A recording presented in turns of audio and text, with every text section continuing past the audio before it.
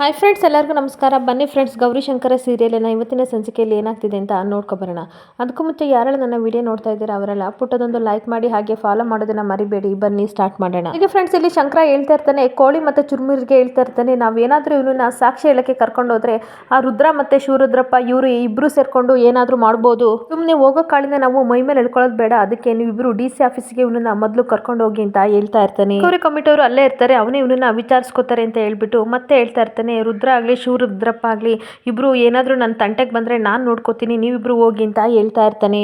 ಶಂಕರ ಹೇಳ್ತಾ ಇರ್ತಾನೆ, ಏನೇ ಆಗ್ಲಿ ನಾವು ಎದುರಿಸ್ಬೇಕು ಕಣ್ಲಾ, ಸಾಕ್ಷಿ ಹೇಳಿದ್ಮೇಲೆ ಅವನು ನಾವು ಹುಷಾರಾಗಿ ನಾನೇ ಮನೆಗೆ ತಲುಪಿಸ್ತೀನಿ ಅಂತ ಹೇಳ್ತಿರ್ಬೇಕಾದ್ರೆ, ಸರಿ ಅಣ್ಣ ನೀನ್ ಹೆಂಗೆ ಹೇಳ್ತೀಯ ಹಂಗೆ ನಾವು ಮಾಡ್ತೀವಿ ಅಂತ ಕೋಳಿ ಮತ್ತೆ ಚುರುಮುರಿ ಹೇಳ್ತಾ ಇರ್ತಾರೆ. ಮತ್ತೆ ಹೋಗ್ತಿರ್ಬೇಕಾದ್ರೆ ಚುರುಮುರಿ ಹೇಳ್ತಾ ಇರ್ತಾನೆ, ಅಣ್ಣ ಅದಕ್ಕೆ ಎಷ್ಟು ಕೇರ್ ಮಾಡ್ತೀಯ ಅಲ್ವಾ ನೀನು, ಹಂಗೆ ಅಣ್ಣ ಪ್ರೀತಿ ಅಂತ ಅಂದ್ರೆ ಯಾರಿಗೆ ನಮ್ಮ ಪ್ರೀತಿದವ್ರಿಗೆ ನೋವಾಗುತ್ತೆ ಅವಾಗ ನಮಗೆ ತಡ್ಕೊಳಕ್ಕಾಗಲ್ಲ, ಅದಕ್ಕೆ ನೀನು ಈ ಥರ ಕಾಳಜಿನ ತೋರಿಸ್ತಿದ್ಯಾ ಅಂತ ಇರಬೇಕಾದ್ರೆ ಕೋಳಿನೂ ಹೇಳ್ತಾ ಇರ್ತಾನೆ, ಹ್ಞೂ ಅಣ್ಣ ನೀನು ಅದಕ್ಕೆ ತುಂಬ ಪ್ರೀತಿ, ನನ್ನಿಂದ ಏನಾದರೂ ತಪ್ಪಾದರೆ ಕ್ಷಮಿಸಣ್ಣ ಅಂತ ಹೇಳ್ಬಿಟ್ಟು ನಡೆಯೋ ಅಂತ ಇಬ್ರು ಹೋಗ್ತಾ ಇರ್ತಾರೆ. ಅವಾಗ ತನ್ನ ಮನಸ್ಸಲ್ಲಿ ಶಂಕರ ಹೇಳ್ಕೊತಾ ಇರ್ತಾನೆ, ಅವಳ ಮೇಲಿರೋ ಪ್ರೀತಿಯಿಂದ ನಾನು ಈ ರೀತಿ ಮಾಡ್ತಾ ಇಲ್ಲ, ನ್ಯಾಯ ಗೆಲ್ಲಬೇಕು, ಸೋಲ್ಬಾರ್ದು, ಅನ್ಯಾಯ ಆಗಬಾರ್ದು, ಅದಕ್ಕೋಸ್ಕರ ಮಾಡ್ತಿದ್ದೀನಿ ಅಂತ ಹೇಳ್ತಿರ್ಬೇಕಾದ್ರೆ ಅಷ್ಟೊತ್ತಿಗೆ ಅಲ್ಲಿ ಗಂಗಾ ಬಂದೇ ಬಿಡ್ತಾಳೆ. ಕೇಳ್ತಾ ಇರ್ತಾಳೆ, ಏನು ಮದುವೆ ಬಗ್ಗೆ ಮಾತಾಡ್ತಿದ್ರೆ, ಏನೋ ಮಾತಾಡ್ತಿದ್ರಿ ಅಂದಾಗ, ಅಯ್ಯೋ ನಾನೊಬ್ಬ ಯಾವುದೋ ಟೆನ್ಷನಲ್ಲಿ ಗಡಿಬಿಡಿಲಿ ಮರೆತು ಬಿಟ್ಟೆ, ಅವರು ಫೋನ್ ಮಾಡಿದ್ರು ಅರ್ಜೆಂಟ್ ಮಾಡ್ತಿದ್ದಾರೆ ಅಂತ ಅಂದಾಗ, ಓಹೋ ಹೌದಾ, ಹಾಗಾದ್ರೆ ನಾನು ಆ ವಿಷಯನೇ ಮಾತಾಡೋಣ ಅಂತ ಬಂದೆ ಅಂತ ಹೇಳ್ತಾ ಇರ್ತಾಳೆ.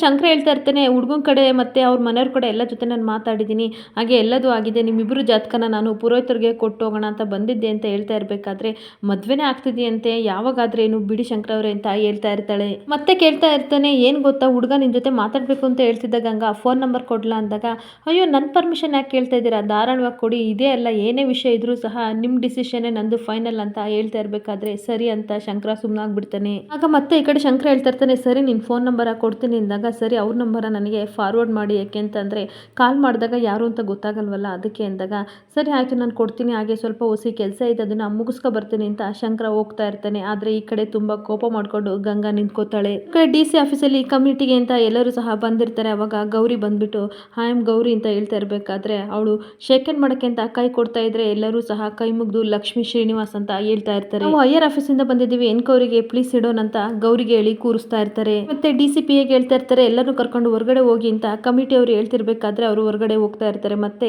ಈ ಕಡೆ ಗೌರಿ ಫೈಲ್ನೆಲ್ಲ ಚೆಕ್ ಮಾಡಿ ಲಕ್ಷ್ಮಿ ಅವರು ಹೇಳ್ತಾ ಇರ್ತಾರೆ, ಆಂಧ್ರ, ಅಸ್ಸಾಮು, ಬೇರೆ ಕಡೆ ಎಲ್ಲ ಕಡೆ ಸಹ ಇವ್ರು ವರ್ಕ್ ಮಾಡಿದ್ದಾರೆ, ಇವ್ರ ಫೈಲ್ ನೋಡಿ ಅಂತ ಶ್ರೀನಿವಾಸ್ ಅವ್ರಿಗೆ ಕೊಡ್ತಾ ಇರ್ತಾಳೆ. DC ಗೌರಿ ಫೈಲ್ ನೋಡ್ಬಿಟ್ಟು ಅವರು ಶ್ರೀನಿವಾಸ್ ಅವರು ಹೇಳ್ತಾ ಇರ್ತಾರೆ, ಗ್ರಾಫ್ ಎಲ್ಲೂ ಕೆಳಗಡೆ ಇಳದೇ ಇಲ್ಲ, ಎಲ್ಲ ಮೇಲೆ ಹೋಗ್ಬಿಟ್ಟಿದೆ, ಒಂದು ಬ್ಲಾಕ್ ಮಾರ್ಕ್ಸ್ ಇಲ್ಲೇ ಇಲ್ಲ ಅಂತ ಹೇಳ್ತಾ ಇರ್ತಾರೆ. ಚೈಲ್ಡ್ ಮಾಫಿಯಾನ ಕ್ಲಿಯರ್ ಮಾಡಬೇಕು ಅಂತ ಶಿವಮೊಗ್ಗಕ್ಕೆ ತಗೊಂಡಿದ್ದಾರೆ, ಮಾಫಿಯಾನೇ ಕ್ಲಿಯರ್ ಔಟ್ ಮಾಡಿ ಬಂದಿರೋ ನೀವು ಇಷ್ಟೆಲ್ಲ ಹೆಸರು ತಗೊಂಡಿದ್ದೀರಾ, ಇಷ್ಟೊಂದು ಆನೆಸ್ಟ್ ಆಗಿ ಕೆಲಸ ಮಾಡಿದ್ದೀರಾ, ಅಲ್ದಲೆ ನಿಮ್ಮ ಬ್ಯಾಚಲ್ಲಿ ನೀವು ಟಾಪರ್ ನೀರು ಅಂತ ಹೇಳ್ತಾ ಇರಬೇಕಾದ್ರೆ ಗೌರಿ ಸಪ್ಪಾಗಿ ಅವ್ರ ಮುಖನ ನೋಡ್ತಾ ಇರ್ತಾಳೆ. ನಿಮಗೆ ಲಂಚದಾಸೆ ಇಲ್ಮೇಲೆ ಇಲ್ಲ ಯಾಕಮ್ಮ ನಿನಗೆ ಲಂಚದಾಸೆ ಬಂತು ಅಂತ ಹೇಳ್ತಾ ಇರಬೇಕಾದ್ರೆ ಗೌರಿ, ನೋ ಸರ್ ಯಾರೋ ಬೇಕು ಅಂತ ಮಾಡಿದ್ದಾರೆ ಅಂತ ಅನ್ಬೇಕಾದ್ರೆ ಲಕ್ಷ್ಮಿ ಅವರು ಹೇಳ್ತಾ ಇರ್ತಾರೆ, ಯಾರಮ್ಮ ಬೇಕು ಅಂತ ಸುಮ್ಮನೆ ಯಾಕೆ ನಿನ್ನ ಮೇಲೆ ಹೇಳ್ತಾರೆ ಅಂತ ಕೇಳ್ತಾ ಇರ್ತಾರೆ. ಇಲ್ದೇನೆ ಹೊಗೆ ಆಡುತ್ತಾ ಅಂತ ಲಕ್ಷ್ಮಿ ಅವರು ಕೇಳ್ತಾ ಇರಬೇಕಾದ್ರೆ, ನೋಡಿ ಸರ್ ನನಗೆ ಹಣದಾಸೆ ಖಂಡಿತ ಇಲ್ಲ, ಆ ಥರ ಏನಾದರೂ ಮಾಡೋದಿದ್ರೆ ನಾನು ಮಾಫಿಯಾ ಗ್ಯಾಂಗ್ನ ಈ ಥರ ಬಿಡ್ತಾ ಇರಲಿಲ್ಲ, ನಾನು ಬೇರೆ ಯಾವ್ದಾದ್ರು ಅಬಕಾರಿ ಇದಕ್ಕೆ ಸೇರ್ಕೋತಾ ಇದ್ದೆ, ನನಗೆ ಆ ಥರ ಆಸೆ ಇಲ್ಲ ಅಂತ ಹೇಳ್ತಾ ಇರ್ತಾಳೆ. ಆ್ಯಂಡ್ ಮೋರ್ ಓವರ್ ನಾನು ಏನಾದರೂ ಇವಾಗಲೂ ಸಹ ಲಂಚ ಏನಾದರೂ ತಗೋತಿದ್ರೆ ಗೌರ್ಮೆಂಟ್ ಕ್ವಾರ್ಟರ್ಸ್ ಅಲ್ಲಿ ನಾನು ಯಾಕೆ ಉಳ್ಕೋತಿದ್ದೆ ಅಂತ ಹೇಳ್ತಾ ಇರ್ತಾಳೆ. ಥರ ಇದ್ದರೆ ನಾನು ಐಷಾರಾಮಿ ಜೀವನ ಮಾಡ್ತಾ ಇದ್ದೆ, ಐಷಾರಾಮಿ ಮನೆ ಕಟ್ತಾ ಇದ್ದೆ, ಕಾರಲ್ಲಿ ಜುಮ್ ಅಂತ ಬರ್ತಾ ಇದ್ರೆ, ನಿಜ ಹೇಳ್ಬೇಕು ಅಂತ ಅಂದ್ರೆ ನಾನು ಈ ಲಂಚ ನಿರ್ವಹಣೆ ಮಾಡ್ಬೇಕನ್ನೋದೇ ಪ್ಲಾನ್ ಅಲ್ಲಿ ನಾನು ಇದೀನಿ ಅಂತ ಹೇಳ್ತಾ ಇರಬೇಕಾದ್ರೆ ಅವರಿಬ್ರು ಅವಳ ಮುಖನ ನೋಡ್ತಾ ಇರ್ತಾರೆ. ಈಗಿರ್ಬೇಕಾದ್ರೆ ಸರ್ ನನ್ನ ಮೇಲೆ ಯಾರೋ ಬೇಕು ಅಂತಲೇ ಆರೋಪ ಮಾಡ್ತಾ ಇದ್ದಾರೆ ಅಂತ ಹೇಳ್ತಾ ಇರಬೇಕಾದ್ರೆ ಅವರಿಬ್ರು ಅವ್ರ ಮುಖನ ನೋಡ್ತಾ ಇರ್ತಾರೆ. ಇನ್ನೊಂದು ಕಡೆ ರುದ್ರ ಮತ್ತೆ ಶಿವರುದ್ರಪ್ಪ ಇಬ್ರು ಸಹ ಟೆನ್ಷನ್ ಮಾಡ್ಕೊತಿರ್ಬೇಕಾದ್ರೆ ಆ ಕಡೆ ಗಂಗಾ ಕಾಲ್ ಮಾಡ್ತಾಳೆ. ಭದ್ರ ಏನು ಗೊತ್ತೇನೋ ಗಂಗಾ ಕಾಲ್ ಮಾಡ್ತಿದ್ದಾಳೆ ಅಂದಾಗ ರಿಸೀವ್ ಮಾಡು ಅಪ್ಪಯ್ಯ ಅಂತ ಹೇಳ್ತಾ ಇರ್ತಾನೆ.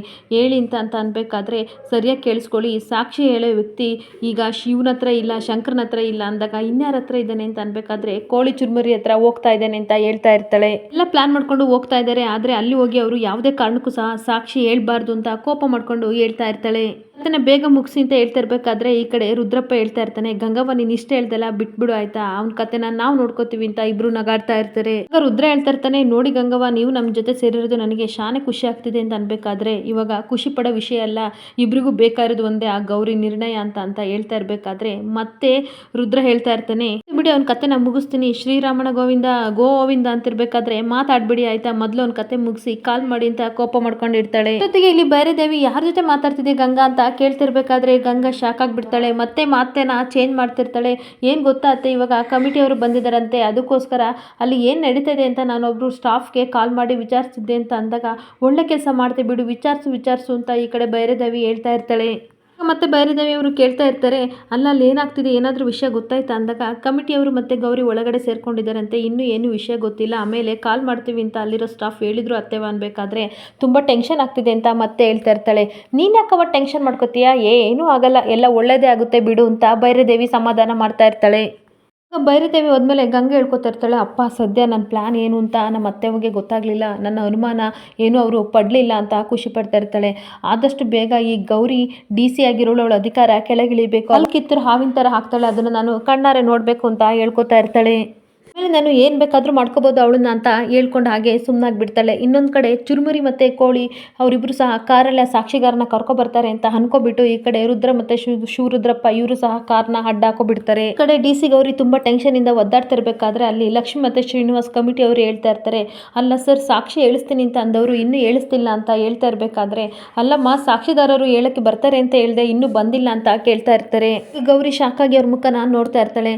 ಇನ್ನೊಂದು ಕಡೆ ಇಲ್ಲಿ ಚುರುಮುರಿ ಹೇಳ್ತಾ ಇರ್ತಾನೆ, ರುದ್ರ ನೋಡಿ, ಅಣ್ಣ ಏನಣ್ಣ ನೀವಿಲ್ಲಿ ಅಂತ ಅಂದಾಗ ಕೋಳಿ ಹೇಳ್ತಾ ಇರ್ತಾನೆ, ನಿಮ್ಮನ್ನ ಇಬ್ರು ನಾನು ನೋಡಿದ್ನಲ್ಲ, ನಮ್ಮ ಜನ್ಮ ಪಾವನ ಅಂತ ಇಬ್ರು ಹೇಳ್ಕೊಂಡು ನಗಾಡ್ತಾ ಇರ್ತಾರೆ. ರುದ್ರಪ್ಪ ಹೇಳ್ತಾ ಇರ್ತಾನೆ, ಎಲ್ರಿಲ್ಲ ಅವನು ಅಂತ ಅಂದಾಗ, ಅಯ್ಯೋ ಮಹಾಪ್ರಭುಗಳ ಯಾರು ನಿಮ್ಮ ಬಾಲನ ಒಂದು ಸ್ವಲ್ಪ ಮಖ ತೋರಿಸ್ತೇನಪ್ಪ ಅಂತ ಅಂದಾಗ ಕೋಪ ಮಾಡ್ಕೊಂಡು ಅವ್ರ ಹತ್ರ ಬರ್ತಾ ಇರ್ತಾನೆ. ಬಂದು ಕಾಲರ್ನ ಇಟ್ಕೊಬಿಟ್ಟು ಕೇಳ್ತಾ ಇರ್ತಾನೆ ಕೋಳಿನ, ಎಲ್ರಿಲ್ಲ ಅವನು ಅಂತ ಅಂದಾಗ ಯಾರು ಅಂದಾಗ ಸಾಕ್ಷಿ ಹೇಳಕ್ ಹೊರಟಿದ್ನಲ್ಲ ಅವನು ಎಲ್ಲಿ ಅಂತ ಅಂದಾಗ ಅವರು ಏನು ಮಾತಾಡೋದೇ ಇಲ್ಲ. ಅವಾಗ ಮತ್ತೆ ಅಪ್ಪಯ್ಯ ಇವ್ರನ್ನ ಈ ರೀತಿ ಕೇಳಬಾರ್ದು ಅಂತ ಅಂದ್ಬಿಟ್ಟು ಚುರುಮುರಿನ ಸಹ ಕಾಲರ್ ಹಿಡ್ಕೊಂಡು ರುದ್ರ ಕೇಳ್ತಾ ಇರಬೇಕಾದ್ರೆ ಅವನು ಸೇಫ್ ಆಗಿ ಶಂಕರನ ಜೊತೆ ಆಲ್ರೆಡಿ ಹೋಗ್ಬಿಟ್ಟಿದ್ದಾನೆ ಅಂತ ಹೇಳಿದಾಗ ಅವರಿಬ್ಬರಿಗೂ ಶಾಕ್ ಆಗ್ತಾ ಇರುತ್ತೆ.